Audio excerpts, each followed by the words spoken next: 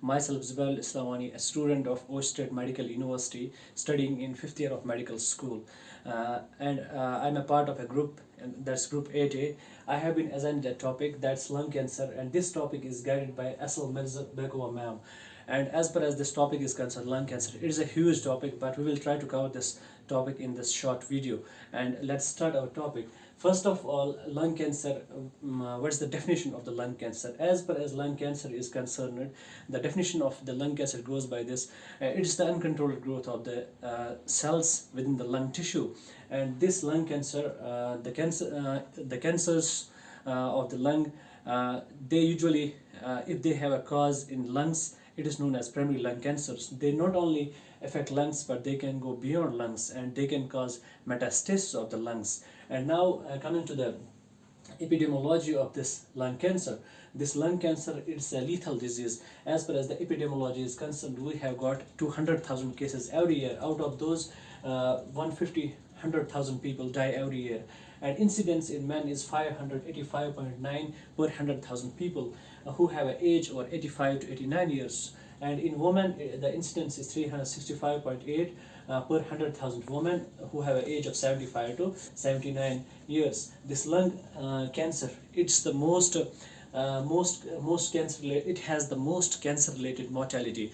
Now, if we look at the epidemiology further, this lung cancer, it's the most common cancer worldwide, and most number of deaths in men by any type of cancer, and in females it is the second most common cancer. If it goes by the most common cancer is breast cancer.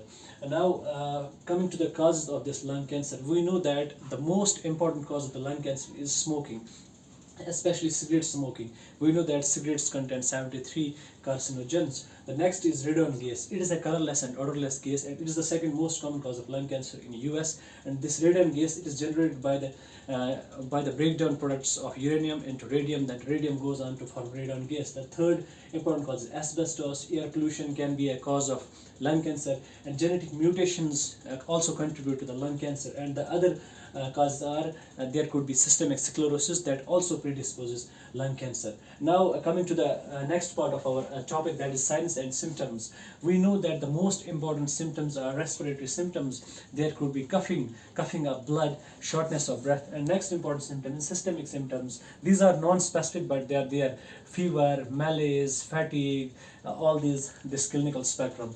Now you also have it does press the adjacent structures. So as a result, there is chest pain, there is bone pain, and there is obstruction of superior vena cava. It causes a condition that's known as superior vena cava syndrome. And next important thing is dysphagia. This is also a symptom of cancer. The next important thing is paraneoplastic phenomenon. What is paraneoplastic phenomenon? It is not due to the lung cancer, but it is due to the other causes. For example, there could be hypercalcemia, SIADH, abnormal concentration of urine, diluted blood, ectopic production of ACTH, muscle weakness, and Pancoast tumor, which causes Horner syndrome. These all are paraneoplastic phenomenon. The next important thing: how can we suspect that whether a lung cancer has metastasis?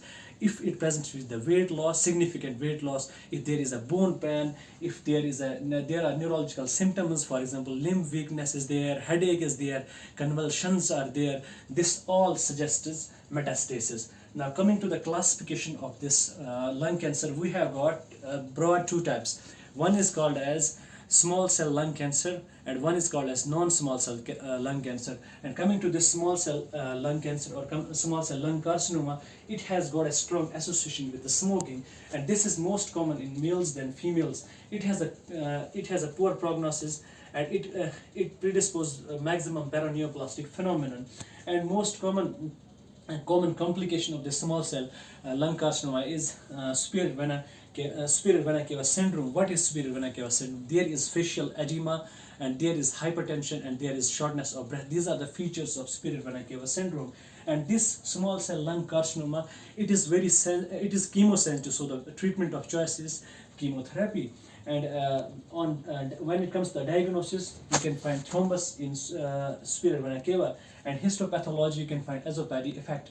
and on immunohistochemistry marker you have got NCAN and chromogranin. This was all about small cell lung carcinoma. Now coming to the non-small cell lung carcinoma, we have got three types: adenocarcinoma, squamous cell carcinoma, and we have got large cell carcinoma. And this adenocarcinoma, it contributes 40% of all lung cancers. It's the most common. Second most common is squamous cell carcinoma. It contributes 30%, and large cell carcinoma 10 to 15%. Now, what are the differences between the three types of the cancers?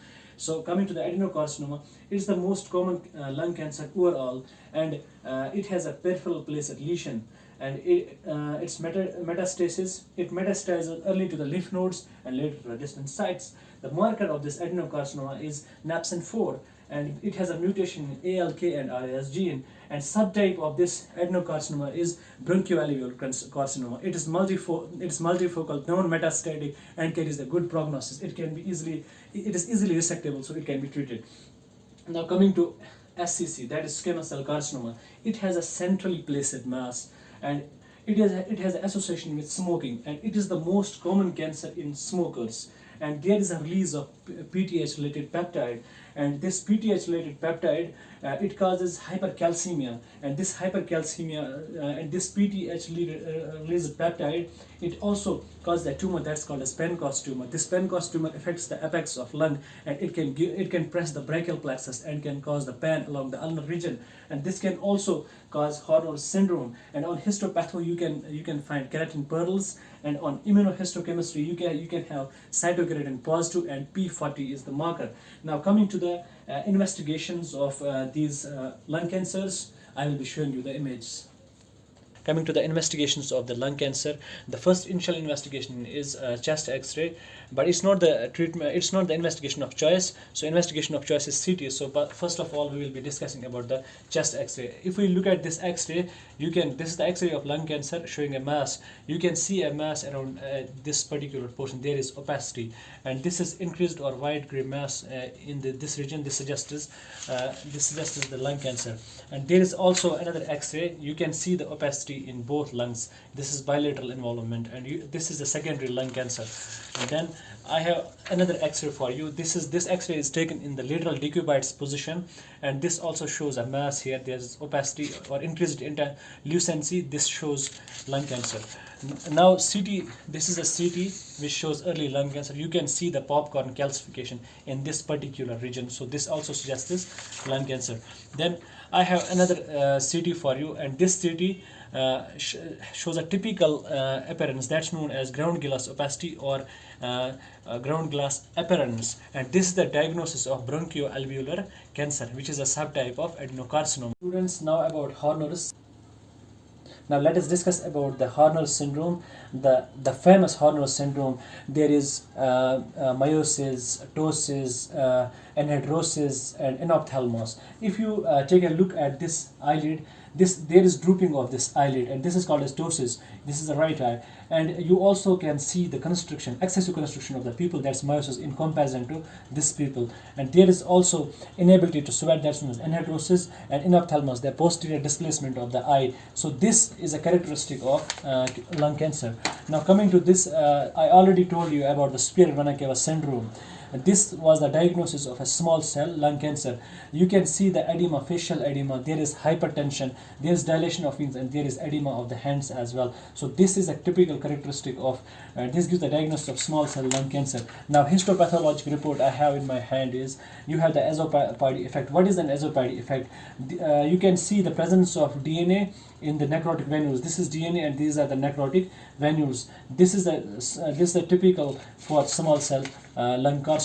And the last is we have got the histopathologic report, which suggests that this pearl, this keratin pearl, this is the diagnosis of squamous cell carcinoma. That's all about investigations of the lung cancer. Students, coming to the management of the lung cancer, based on the molecular markers, we have got mediastinoscopy. mediatinoscopy. We assess and take the biopsy from the mediastinal lymph nodes, and then we do EBUS FNAC, that's known as endobronchial ultrasonography, fine needle aspiration cytology, in which we rule out the TB of lymph nodes, and then surgery. Thoracoscore we have, and we have TNM staging. This TNM staging is used to see whether the patient is fit for the surgery and what is the prognosis and outcome of this surgery. And treatment of choice for NS, non-small cell lung carcinoma, is radiotherapy. We can also do wedge resection, and for early lesions we can also go for lobectomy, and we can also have pneumectomy. And the most common procedure we follow in lung cancers is we do anterolateral thoracotomy. Thank you. Have a nice day.